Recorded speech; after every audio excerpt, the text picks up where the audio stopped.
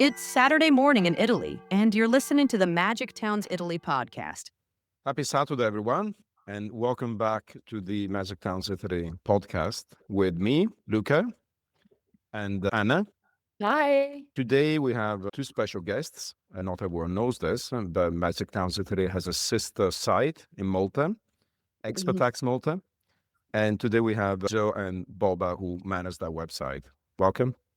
Good morning.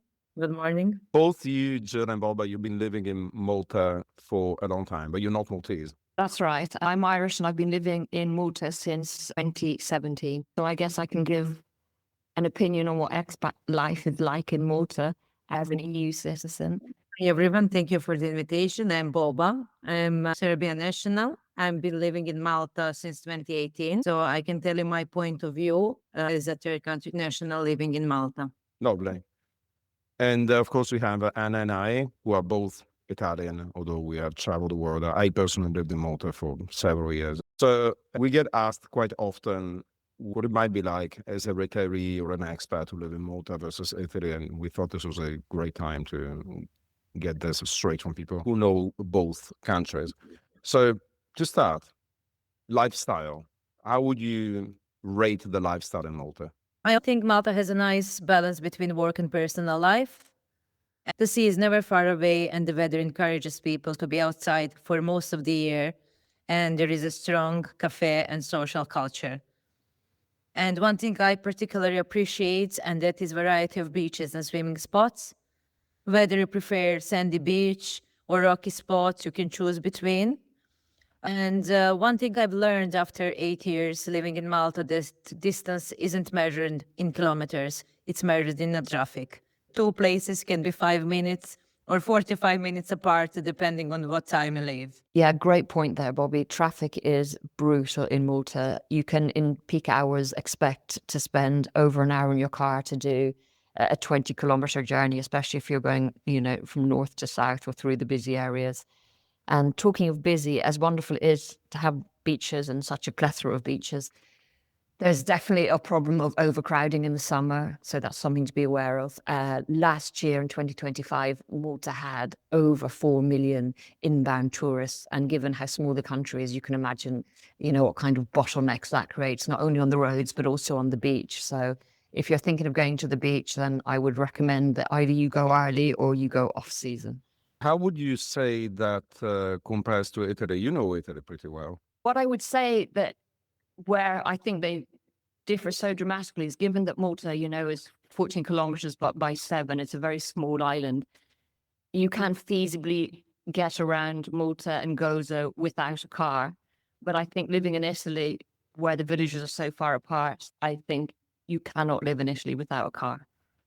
Perhaps, Anna, you think different given that you live in a big city. Yeah, I think that really depends on where you live. Of course, if you live in a big city, you can definitely live without a car, but except from those cities, you definitely need a car. Although ironically, both Malta and Italy have some of the highest car ownership rates in Europe. In fact, Malta has the highest car ownership rate in Europe. It's like 2 cars per person. And that's not because cars are cheap, because actually a tax on cars is one of the few very punitive Maltese taxes. The Maltese like to drive, and they drive everywhere. So the government has been trying to do whatever they can to facilitate public transportation, which means buses. Of course, there's no metro or anything, but it doesn't really work. So I don't know, knowing both countries, I would say, sure, you can live without a car in Malta, but realistically, you're going to be using taxes a lot, or Bolt, right?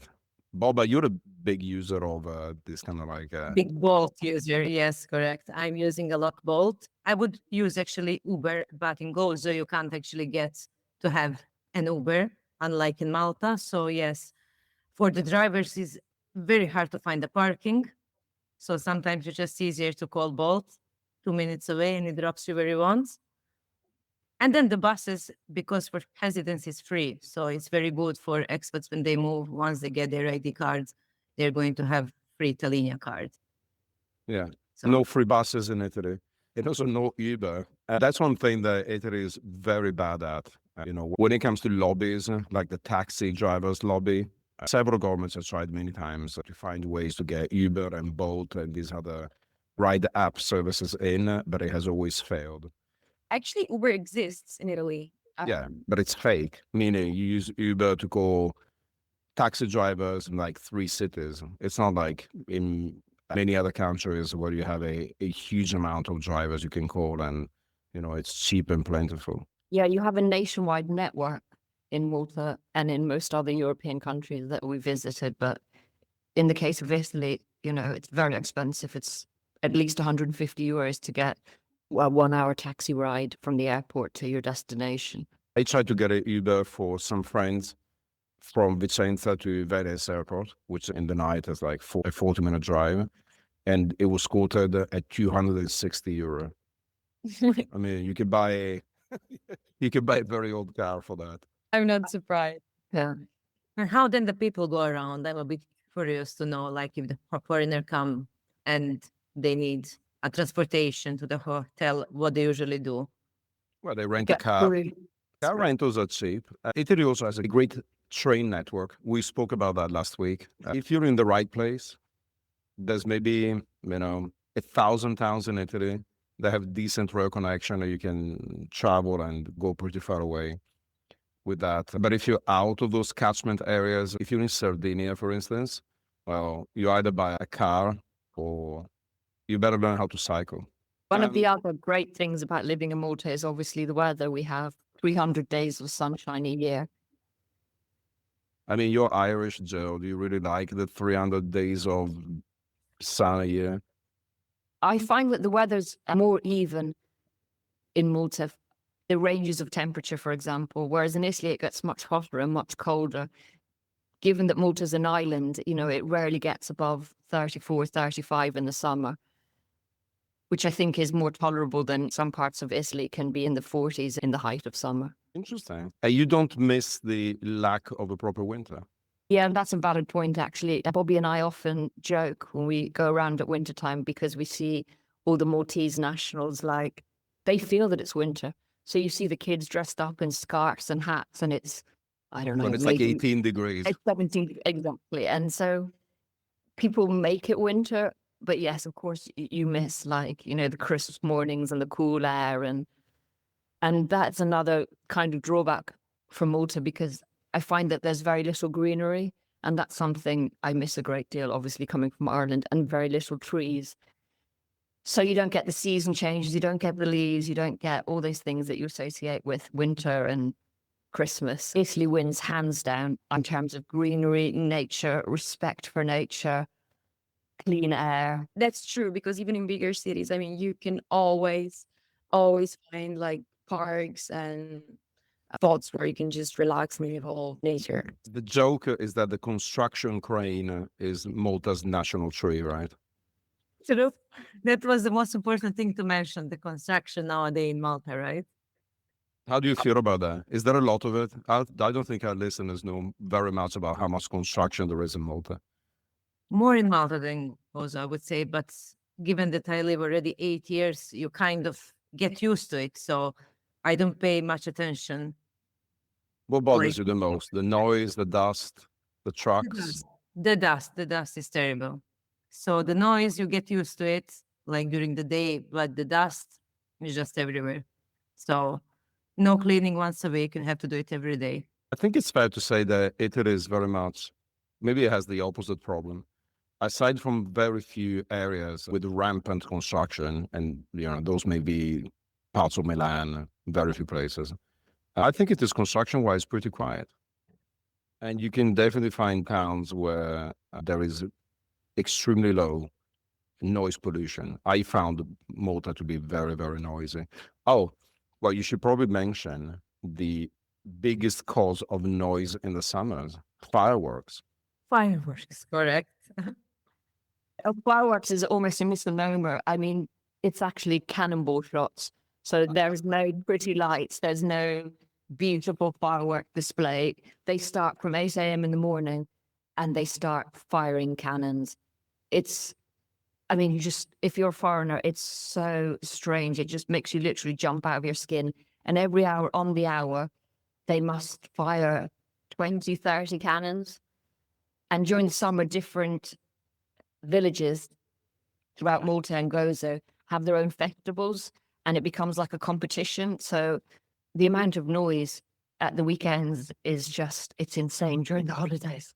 Also, it's very small, so kind of we hear the fireworks from every feast, from every other village we hear in the town where we live, because it's actually very small. So the closer town it is, the stronger you hear. But yes, you can hear it every weekend. I used to live next to the square where they fired these cannonballs, as Joe calls them, and it really did feel like we were in the war. So, yeah, many foreigners complain about this, but the Maltese are extremely resistant to any kind of negative commentary about this. After all, they've been doing this for, 100 years or more. So if you go to Malta, you just have to deal with it. You can do? Mark down when your local feast is and book a nice holiday abroad. So you can come back to a little bit of quiet. But the season started already, so we are in the fireworks season as of last week. Okay. So if we hear a cannonball fire while Boba is talking, we know why. What about cost of living? If we're looking at cost of living, we have to obviously look at what takes up the lion's share for most people, and that would be rent. We did an interesting piece of research at Expat, and we looked at over 17,000 properties that were advertised for sale or for rent in Malta. And we found there was a great deal of divergence in rental prices. So in areas like Slima, St. Julian's, Valletta, premium areas, you're going to see rents averaging around 1.5, 1.6. But obviously for premium properties, the sky's the limit because there's a great deal of demand in those expat areas. And then you move to Gozo and we find that, rent drops off dramatically. It's down to maybe 800-900 per unit. And then you have something in the middle. You have the south of Malta where you can find rents for around the 1,100 mark. We've seen on average about a 10% increase overall across property rental prices just in the last year. So that tells you how much rent is increasing and how it's continuing to increase much faster than inflation. Yes, rent is definitely the most important cost of living nowadays. But then groceries are probably number two.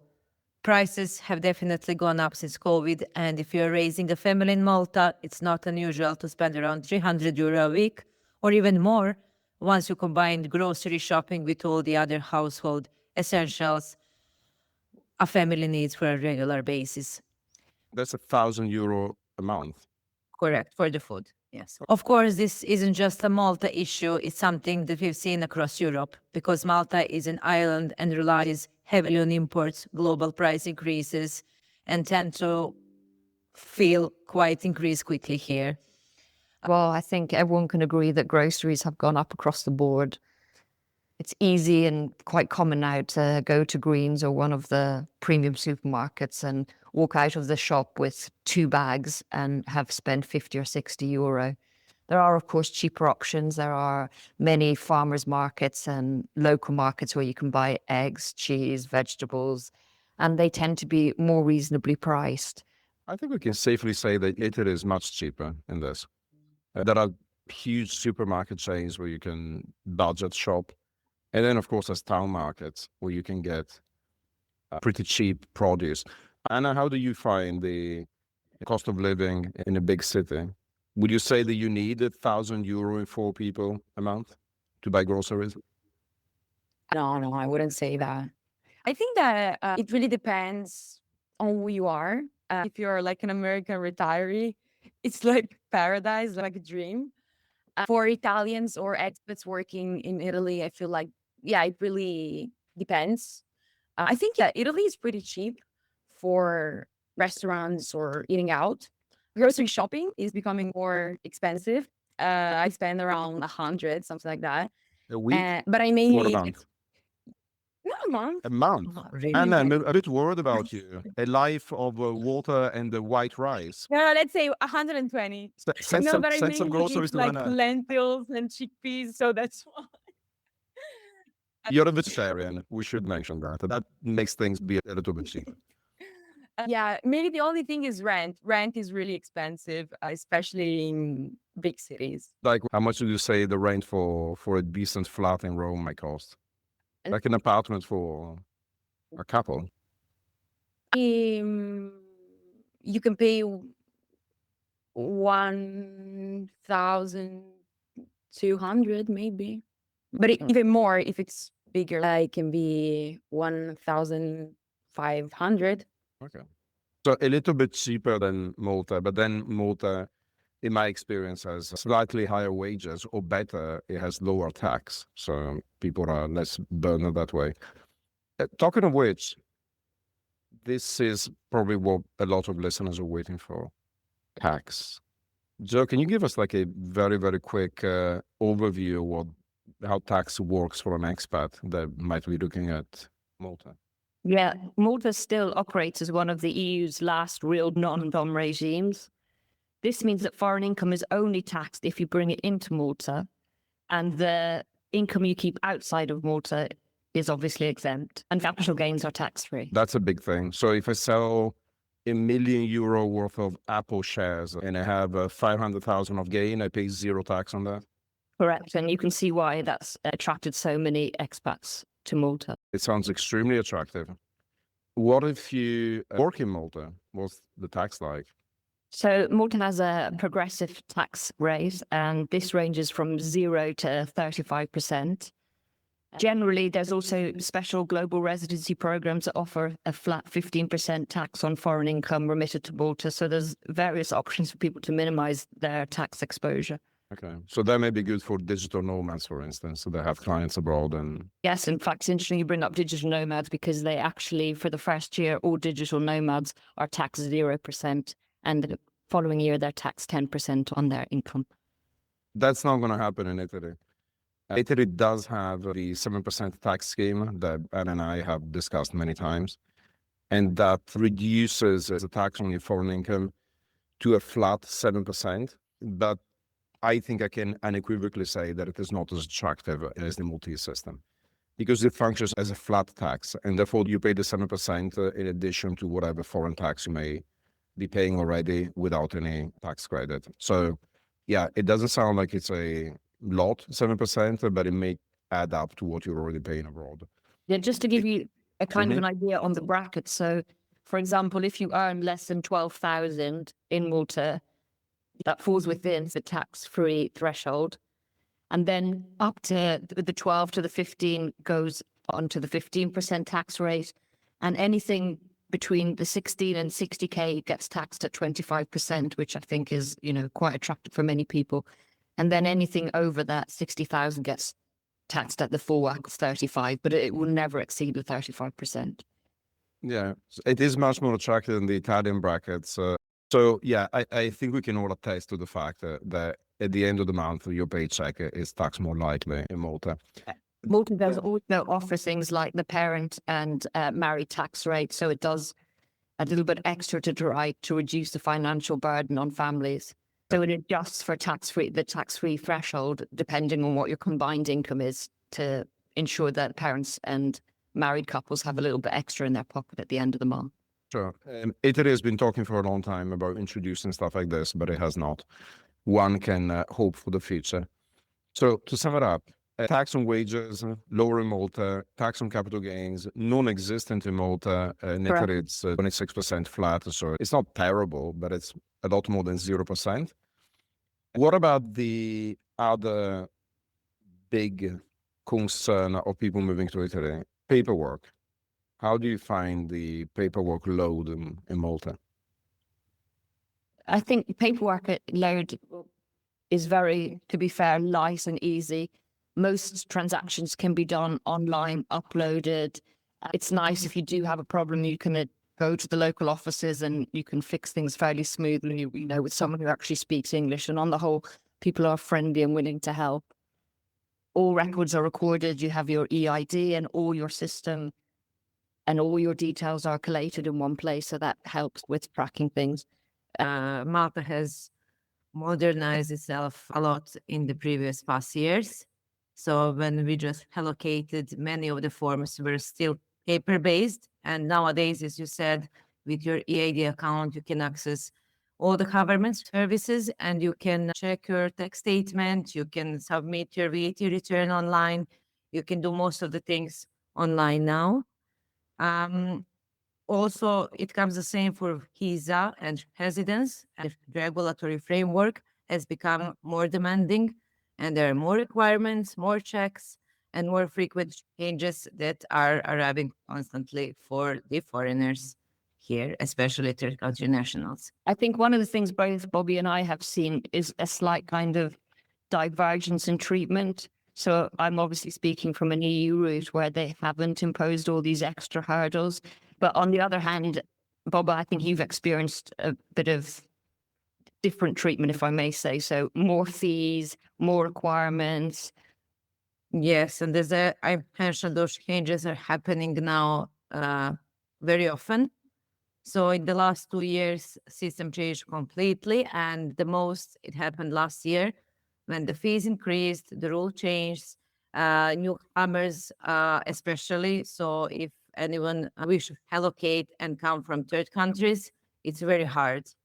You need integration course, you need secured employment, you need the medical checks. So if someone wish to come here from those countries, should really prepare well, as Gill offers, as you often say, to do the homework well before they choose Malta as their next place to live. It feels like they try to raise the barriers of entry to make it more difficult to have more TCNs come into the country. Yeah, because maybe Malta is overpopulated, and obviously because EU law is regulated, they can't do that to EU nationals, but they can control a bit the entries of TCNs. Just my opinion, because they have many foreigners here and they're trying to solve the problem. Well, even insisting that you have a job before you come to a country, I mean, that's a very difficult requirement. But you have the same in Italy, and to be fair, you have the same in the US and most countries. The irony of this is that, and it makes me smile a little bit, that as I listen to you two talk about these very, very onerous requirements, they're still easier.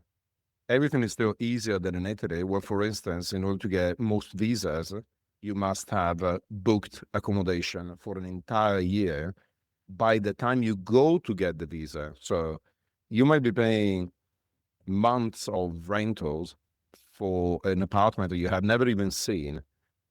You are not in the country. You must get the rental before you go to the consulate in your own country. Imagine an American that lives in New York and must find a place in, I don't know, Naples, whatever they want to be, get a 1-year contract before they show up at the visa office to have their appointment. So very onerous. yeah, it's incredibly onerous, and everything having to be in Italian, that also adds a little bit of complication. I personally call heroes the people that move to Italy, because it takes an extraordinary amount of commitment if you are not a EU national. Of course, if you're EU national, just like in Malta, you are protected by EU legislation, so you cannot be treated any worse than a Maltese or an Italian citizen, and that is our saving grace. But my heart goes out to you, Boba, because I know, for instance, that as a non-EU national, you have to do all this paperwork every year, and that is a little bit painful. Well, now I do every 5, but it was a long road for me. You need actually to integrate, to finish the courses, which takes up to 2 years, to prepare the paperwork well, to pay increased fee from 100 to 500 euro, and then you're safe for the next 5 years. And nowadays, even those applications are harder because the course has stopped. But I think that in general, moving to EU countries for TCNs, it's very hard. As I hear you now talking about Italy, is not easier than in Malta, maybe a little bit, but still it's hard. No, the difference is that Italy, unlike Malta, has a huge demographic crisis. So you would imagine a country that so badly needs people. Anna and I have done plenty of podcasts in which we've been talking about just how bad the demographic situation is in large parts of Italy. The country does nothing to encourage people from coming in. It offers tax breaks, but the problem is not the tax. People move to countries with very high tax rates, and they move to Scandinavia very happily. The issue is with the ease of access, and you have touched on the fact that requirements can be quite onerous, but they are still less onerous in Malta than in Italy. I Yeah. also feel like saying that in Malta, I have this perception that everything can be fixed if you have money, meaning even if you are not an EU citizen, there are several visa and residency pathways that are easily accessible to a person that has money. Money to buy a property, money to make an investment. In Italy, it is not so simple. Even people with money will find that there's a little bit of bureaucracy. Going back to your point about aging population, the average age in Malta is about 40 versus, I think it's 49. 49. Yeah. Yeah. I become younger every year in Italy. I like to say that because the median age increases faster than the Um, passage of time. I would just like to mention something about children and childcare. I find the Maltese system was far more equitable in how the holidays were spread out. So if people are listening that have children, this is a big deal. The school year in Italy ends in the next few days, so children are home from school, whereas in Malta, it won't end for another month. And in Malta, the government provides summer schools. So if both parents are working, you have childcare between 9 and 12, and then you can pay 80 cents per child per hour for additional care that you need. So they facilitate life for working parents in a way that I have Italian friends who tell me they dread the summertime because, they're phoning everybody and anybody they can to help them with their kids because Because the kids are home for 3 months. Yeah, this was of course, from the times when Italy was a very agricultural country. So having a bunch of kids helping you in the fields was very useful. In fact, I believe that Ireland has long holidays for the same reason, but now we no longer have kids working, gathering crops. So maybe it's time to change that. I'm going to function as a very biased referee now. So on the lifestyle, I think we can call it a tie. Italy is, of course, a lot of variety. But Malta is pretty well connected. So I reckon that as long as you can book a holiday out of the country every so often to get out of that, as you said, Joe, 10 miles by 20-mile box, that you're fine. In fact, I personally escaped Malta after COVID because it is a small country to live in if you can never leave. And then on the cost of living, from hearing you guys, it sounds like it's very much a tie.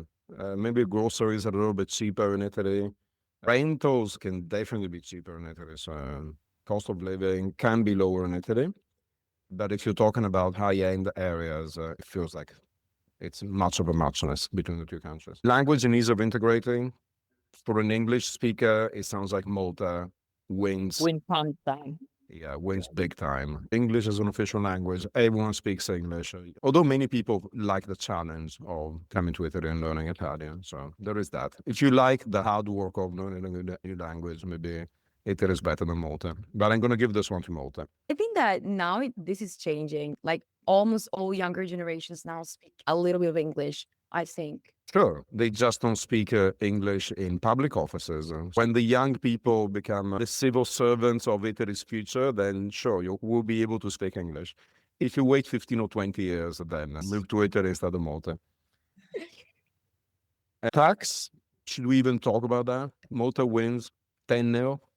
Yeah, understand. It wins big time, but then again, we should remind people, as we have often done, that all these stories you read that Italy taxes everything at 43%, very much untrue. Italy taxes you very much like any large European country, and there are ways to reduce that, especially if you come in from abroad as an expat or as a worker or as a retiree. But you are going to pay more tax than in Malta. So this one give to Malta.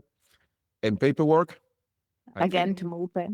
Yeah, I think so. Malta wins on paperwork big time.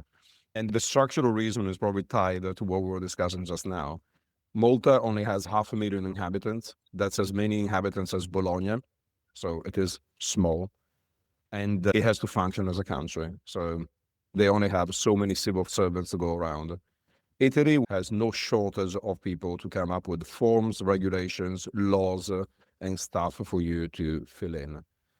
So sorry if that sounds a little bit cynical, but it's just a fact. And Malta wins this one too.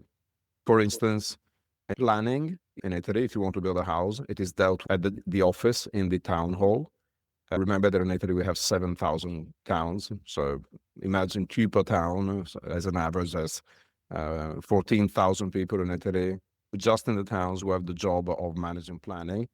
And in Malta, that is centralized, and there might be 100 people working there. So, I mean, it's a leaner operation, and it is more evenly reliable across the country. But that's a shocking statistic. Now that you say it like that, it is a bit scary. Maybe Italy should find a way to make things more simple, because that's what Malta is doing lately, like trying to modernize, digitalize, make everything more simple, not just for expats, for everyone. And there's so Well- much you can self-submit in Malta that you would need a lawyer or you would need somebody professional to do. They try to promote as much for you to be able to do it yourself, be self-sufficient. Italy doesn't work like that. Everyone wants their pound of flesh. There is a whole gang of notaries, lawyers, and etc. that you have to go through. Maybe one thing, since we were talking about planning, and Anna and I are going to publish a renovation guide very shortly. Building in Malta involves having to deal with one architect. You pay the architect, and then that's more or less the end of it. In Italy, you have the architect, the structural engineer, the geologist, the thermal engineer. You have the person that has to do your cadastral update. In other words, you have maybe 8 or 10 professionals that you have to pay, and these guys all cost money. When in Malta, the standard architect fee is maybe 2,000-3,000 euros for a domestic building project. You find the labor is far more skilled in Italy than you would, for example, get in Malta. For example, in Malta, your electrician is also your plumber. And we've had experiences where we found the toilet has been installed in a bathroom, but it wasn't actually connected to the mains. So you get a much higher level of qualified workmanship. And speaking from experience after having done several renovations in Malta, there's a likelihood that your builder's gone. You see them standing at the side of the road, groups of young men, and they just literally bundle them into the car, take them to your building site and say, this is your tiler for the day. And there's a very good chance that person they've just bought you has never tiled in their life. This would never happen in Italy. It sounds like a scene from the 1950s. Yeah, it's a real drawback of the Maltese system, to be honest. Okay, we ended up on a high note for Italy. Skilled labor, great craftsmen, but less attractive from a tax paperwork perspective. At least we know that from a lifestyle perspective, you can find good things in both countries. I want to thank Bob and Joe for making themselves available. Bob and Joe run Expat Malta, our sister site. So if your interest was somehow piqued in considering Malta instead of Italy as a relocation destination, they offer consultations. So go to Expat Malta and you can get in touch with them. And if on the other hand, you're still in love with Italy, as we are, Anna and I, stay tuned for our next episode next week. I also wanted to let our listeners know that we released something that we're very proud of this week, which is the map view of the Town Explorer. So if you have been using the Town Explorer to find your next town in Italy, now you also can see all these towns you have filtered for on a map, and that is a much more intuitive way for you to pick your next destination. Thank you so much and have a good weekend. Bye-bye. Bye. Thank you very much for having us. Thank you. Thank you. That's it for this week on Magic Towns Italy. You can create a free account at magictowns.it and explore over 2,000 towns, including those offering the 7% tax scheme, as well as download dozens of expat guides. We have over 200 data points per town, more than Italy's Statistics Authority itself, covering everything from property prices to schools, healthcare, crime, and more. If you want full access to filters and unlimited searches, upgrade to Magic Towns Premium. Use the code podcast for 20% off an annual plan. Thanks for listening. Our next podcast will be live on Saturday at 9 a.m.